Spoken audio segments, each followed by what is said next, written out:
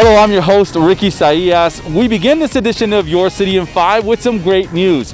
After being closed for more than a year, the city is safely reopening a few facilities and services, including museums, libraries, and rec centers. Lower active coronavirus cases and decreased hospitalization rates have made the way for the city to reopen what's known as quality of life services.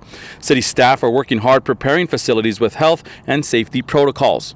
The decision to move forward with our next level of openings and provision of service, these decisions have not been taken lightly. We've worked on these plans very, very closely in collaboration with our Public Health Authority as well as the Office of Emergency Management. Here's a quick rundown. Let's start with libraries. A few branches will reopen for in-person browsing starting April 5th.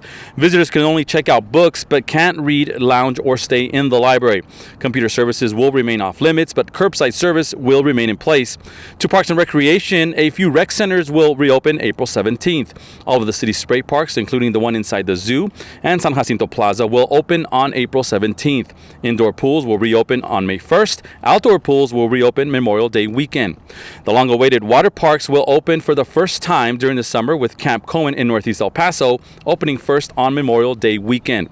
Two city museums are also slated to reopen. The Museum of Art and Museum of History will welcome visitors starting April 8th. The much-anticipated Downtown Art and Farmers Market returns every Saturday starting April 10th.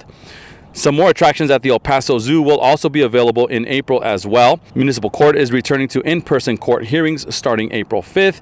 Face coverings at all of these facilities are going to be required, and attendance numbers will be monitored. You can find a complete list that includes hours of operations and a schedule by visiting epstrong.org under the Open and Close tab. So they thought they were registered, but they weren't. But we'll go ahead and check for you, sir. As El Paso works to return to normal, public health leaders say the best defense against COVID-19 is getting vaccinated and following safety measures.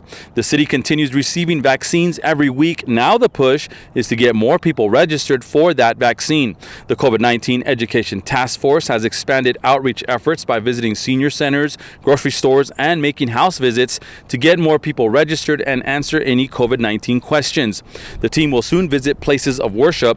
So far, the task force has registered more than 4,000 people. To register for a vaccine, call the number on your screen or visit epcovidvaccine.com. In other headlines, the El Paso Police Department is doing everything possible to have an open and honest dialogue with the community. One way they're doing that is by inviting members of the public to attend a series of virtual town hall meetings. Using Facebook, YouTube, and Periscope, the department hosted its first online meeting on April 1st.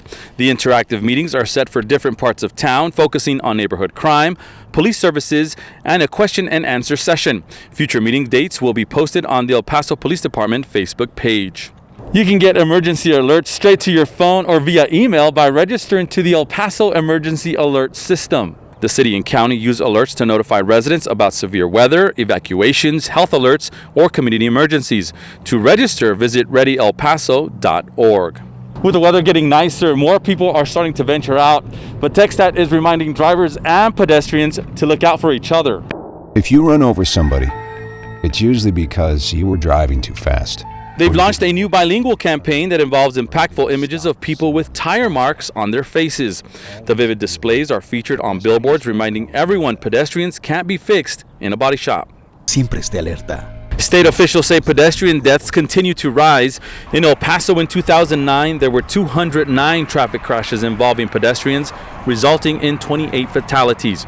And a quick safety reminder, if your vehicle breaks down on the highway, stay inside and call 911 or the TxStat Hero program. That's 790-HERO. That's going to do it for us from the Chamizal Community Center and Library. But stay up to date with all city happenings by visiting our social media sites. For Jose Solis, who's behind the camera, I'm Ricky Saillas.